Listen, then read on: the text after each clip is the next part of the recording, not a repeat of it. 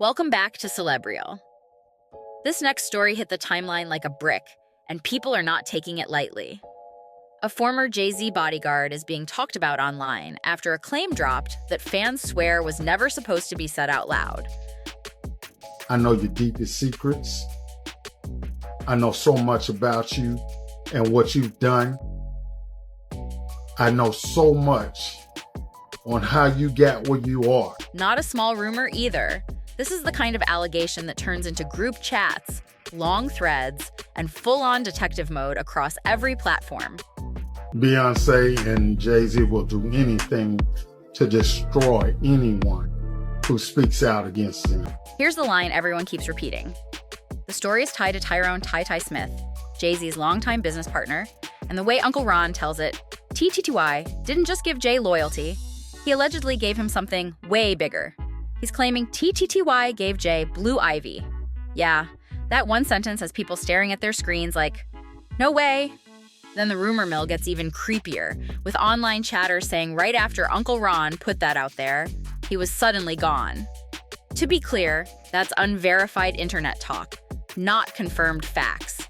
But the timing is exactly why the comments are side-eyeing everything. And then I would go out in the street and I would try these raps out and have little battles in the street. And, Tata, who's sitting there, I would go to Tata and be like, yo, I'm the best, I'm telling you, I'm the greatest. Now the wild part is how the story flips. The same person who allegedly protected secrets is now getting framed like the biggest secret of them all. Rewind to before Blue Ivy's first cry, before the Grammys, the billion-dollar deals, and the red carpets. It was Brooklyn, Marcy Avenue, two young hustlers grinding through real pressure, chasing money, dodging trouble, building a bond strong enough to survive street heat and the spotlight. Jay-Z and Tyrone Ty Smith weren't just friends. People describe them like soldiers from the same struggle, survivors from a world that chews most folks up and spits them out. Ivy is not Jay-Z's child. Ty Smith is. It was a financial arrangement, and it worked out for him. Tata wasn't just around for the street days either. He was painted as the lieutenant, the muscle, the one who handled business when things got tense. When rivals like Jim Jones allegedly came for Jay's name, fans say TTY didn't talk. He moved. When R. Kelly allegedly disrespected the throne, people claim there were consequences. Again, outside talk, not confirmed facts. Jay-Z and Puffy wanted Biggie killed. Bottom line. You don't have to believe me, believe the fact. But it feeds the same theme. This wasn't casual friendship, it was blood-level loyalty, forged under pressure and tested by fame. And even when Jay became global and Ty stayed behind the curtain, their bond only got tighter. My kiss, after he done grieving. When Jay needed someone to run Def Jam operations, guess who people say stepped up? Ty. When Rock Nation launched and needed a steady right hand, Ty was right there too. Quiet, low-key, but moving like a powerhouse, helping guide big names through the chaos, all while staying behind the curtain. Then fans say the real wait a minute moment hit in 2018, when Jay dropped Friends with Beyonce, and the lyrics had people reading between every line. That Came My Kiss after he'd done Grieving bar suddenly felt heavier than most folks first realized. Like Jay wasn't just name-dropping. He was stamping Ty as the protector of everything that matters most in the Carter world. Back with us in the Bay and here at Chase Center tonight, 24-time Grammy Award winner, the one and only Jay-Z. To fans, it sounded like Jay was crowning him the guardian of the legacy, the Godfather energy, not just some business partner title. And that label comes with weight, because the way the story gets told, Ty wasn't only around for studio sessions and boardroom plays, he was in the inner circle. Private dinners, exclusive trips, off-camera moments where only family-level people get access. Ty was allegedly there for all of it. I know your deepest secrets. I know so much about you and what you've done. I know so much on how you got where you are. Folks even say his son River played with Blue Ivy, like they were brother and sister, not just kids who happened to be around each other. And standing quietly in the background through it all was Uncle Ron, Jay-Z, and Beyoncé's bodyguard, the guy people claim saw everything up close. He had a front row seat to moments the public never knew about. And according to the story, certain things started raising eyebrows. Uncle Ron reportedly noticed Blue Ivy lighting up around Tai Tai. Bigger smiles, more talk, more pull toward him like they shared something deeper than a godparent bond. Blue Ivy is not Jay-Z's child. Ty Smith is. It was a financial arrangement, and it worked out. At first, he brushed it off, because godparents can be super close, especially when they're around that much. But as Blue got older, the chatter claims something started to look different. People began whispering the resemblance between her and Tai Tai was getting harder to ignore. And Uncle Ron allegedly started connecting dots that pointed to a picture that could shatter the Carter image. In his claim, it wasn't just protecting privacy anymore. It was protecting the biggest secret. The godfather role in this story becomes the perfect cover, a reason for Tai Tai's constant presence around Blue Ivy, while Uncle Ron says certain moments hinted at something way more personal. Then Uncle Ron drops what he calls the craziest detail yet.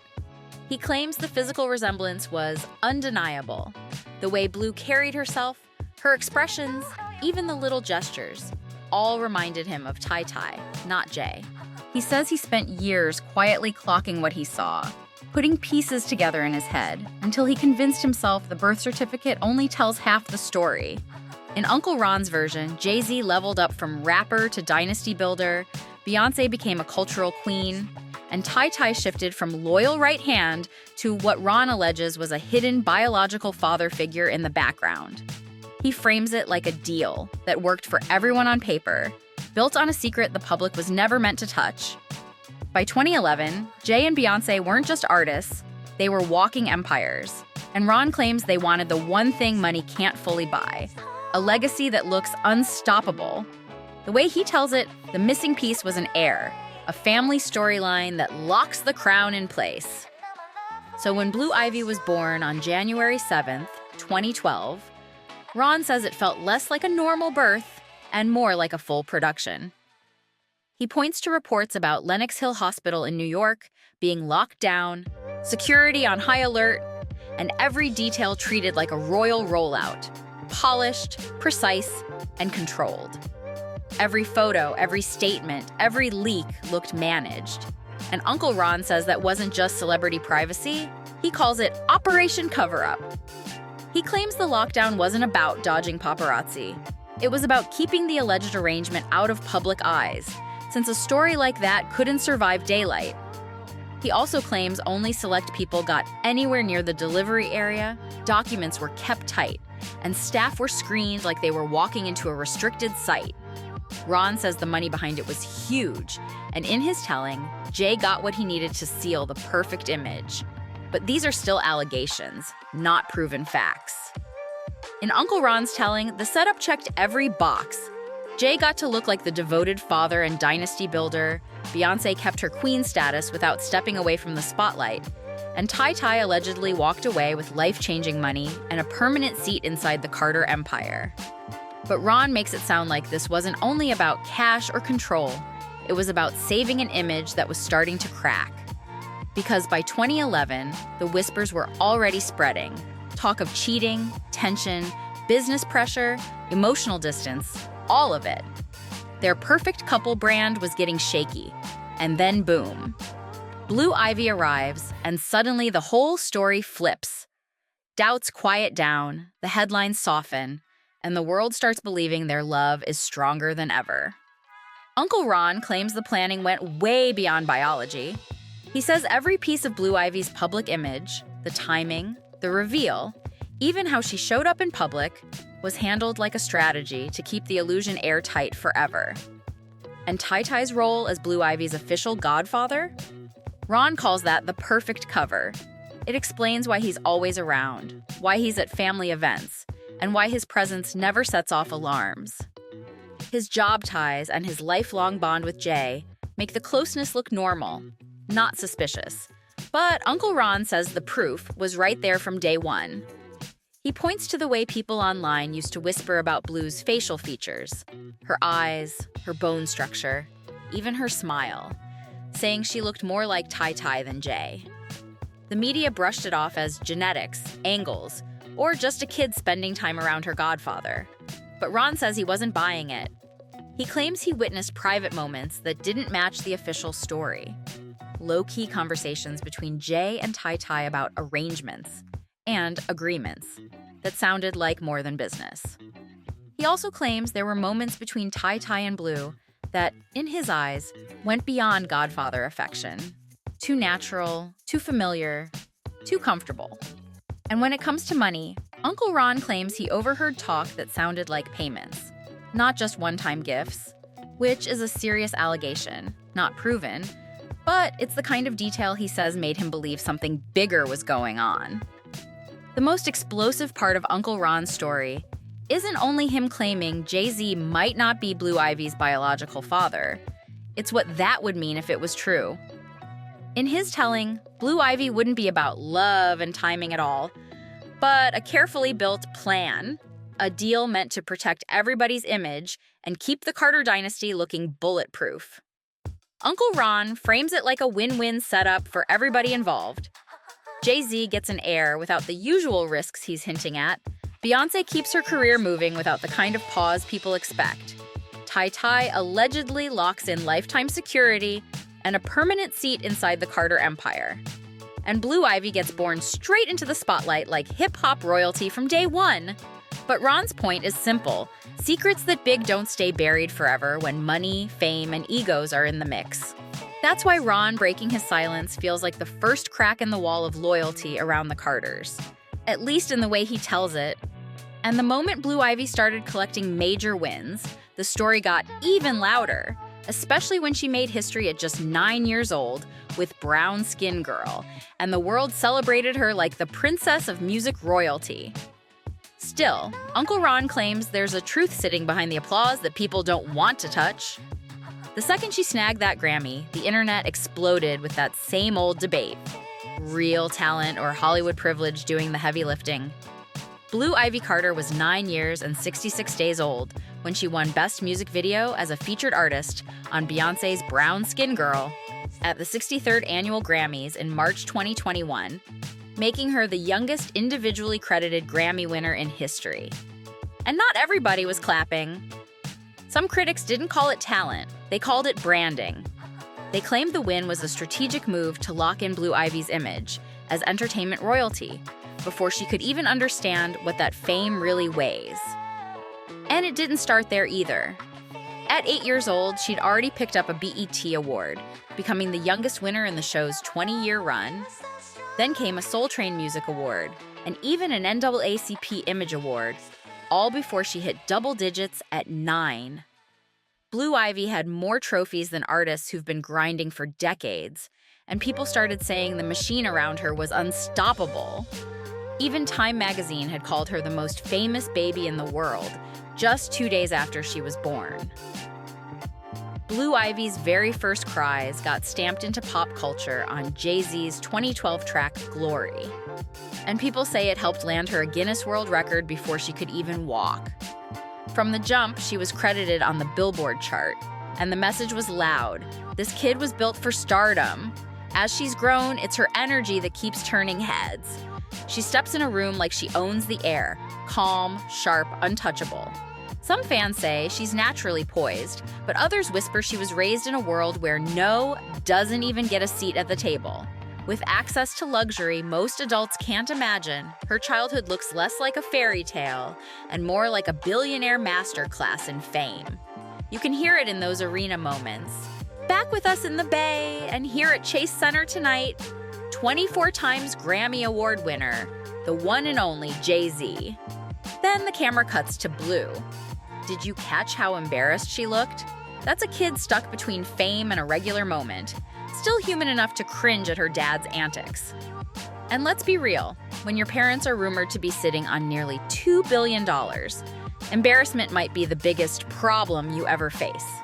That kind of money changes the whole orbit around you. That's why you'll see wild estimates online, with some outlets claiming Blue Ivy's net worth is around $500 million, $500 million. Real or inflated, it feeds the same point.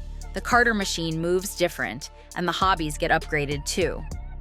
Case in point, the 2018 Wearable Art Gala auction. 6-year-old Blue walked in and turned a charity bid into a showdown, going head-to-head with Tyler Perry. She opened with $17,000 on an acrylic painting of Sidney Poitier, then bumped it to $19,000 when Perry countered at $18,000. Meanwhile, Jay-Z was allegedly trying to pull her paddle down like, "Baby, stop!" But Blue wasn't hearing it. Tyler Perry finally closed at $20,000, and Little Miss Carter still wasn't done. She dropped another $10,000 on a piece made from deconstructed law and medical books. By the end, she'd spent almost $30,000 like it was pocket change, and Tyler Perry later laughed about it on the Today Show, saying, "Somebody else was bidding against me and I didn't know who it was. I look over and it's her. She's taking the paddle right out of Jay's and Beyoncé's hands, and she's bidding." That moment wasn't just cute, it was legendary.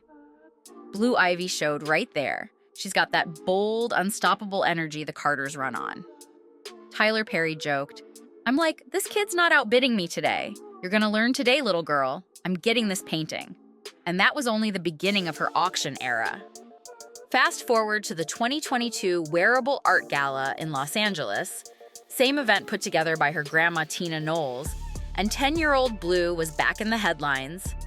This time she went big, reportedly bidding over $80,000 on a sparkling pair of Lorraine Schwartz diamond earrings. The same ones Tina had on that night, and fans say those earrings once belonged to Beyoncé. In the end, Blue got outbid by Monique Rodriguez and her husband Melvin, the founders of Miel Organics, who took the earrings for $105,000. But seeing a 10-year-old casually throw around 80 grand in public while her parents smiled proudly told everybody how the Carter world really moves. Even Star Jones, who hosted the 2018 gala, later hinted Blue's bidding wasn't just random luck. She pointed out that Blue's parents have been teaching her how to collect art, calling it a big deal for African Americans. Translation: Blue Ivy Carter wasn't being treated like just another celeb kid. The way fans see it, she's being prepped to inherit, protect, and expand a billion-dollar empire built on decades of calculated moves. And while all this is playing out, Uncle Ron's shift from trusted insider to loud truth teller didn't happen overnight. It built up over years. Bodyguards see everything, hear everything, and stay quiet. Until they don't. By 2023, Uncle Ron said his loyalty cracked after carrying too many secrets. And once he started talking, he didn't whisper. He went loud. He alleged Beyoncé was quietly struggling with substance issues and claimed people around her kept her in that space to control her and profit off her fame. What made it hit harder was how detailed he said it got. Uncle Ron claimed people reached out saying they represented Beyoncé's legal team. Meetings got set, pressure got applied, and then things started disappearing. He said videos vanished, statements got walked back, and the whole vibe turned into say less mode fast. Uncle Ron later announced he wouldn't speak on her private life anymore. Just like that, silence. But he didn't stop talking about what he calls the system. And he kept doubling down on allegations involving Jay-Z, Diddy, and a wider network of powerful figures pulling strings behind hip-hop's glossy front. By 2024, Uncle Ron's accusations had turned into a full-on storm. When the Diddy scandal blew up, he treated it like his moment to let everything fly, saying this wasn't random chaos at all. He claimed the heat was real, and the industry was scrambling the second federal headlines started moving. Uncle Ron stepped out talking receipts and pointed to what he called links between Diddy's alleged dark moves and other top-tier players. Then he dropped the claim that shocked people the most. He alleged Jay-Z and Diddy were tied to what happened around the death of hip-hop legend, the Notorious Big, a serious accusation that's never been proven. He didn't just toss hints either. He painted a whole scene. He talked about secret meetings, low-voice conversations, and money discussions he claimed he personally witnessed while working security in rooms connected to both camps. Then came the turning point. Uncle Ron said the timing of his last bomb about Blue Ivy's parentage was no accident. And as the wider investigation chatter grew louder, he went all in, claiming the entire Carter dynasty was built on a lie. In those final videos, you could feel the tension. He looked like a man who knew he was stepping on dangerous ground. But he still stood firm, saying he wouldn't be threatened, bought, or silenced, and claiming he had evidence even if it meant he was playing with fire. And according to him, those Blue Ivy claims weren't a quick internet rant. They were years of watching, listening, and documenting. He said he overheard tense talks between Jay-Z and Ty about a mysterious arrangement, saw moments between Ty and Blue that felt too natural to him, and caught pieces of money conversations that sounded bigger than a normal business partnership. As his allegations got louder, the walls started closing in fast. Industry lawyers, pressure, threats, the whole vibe.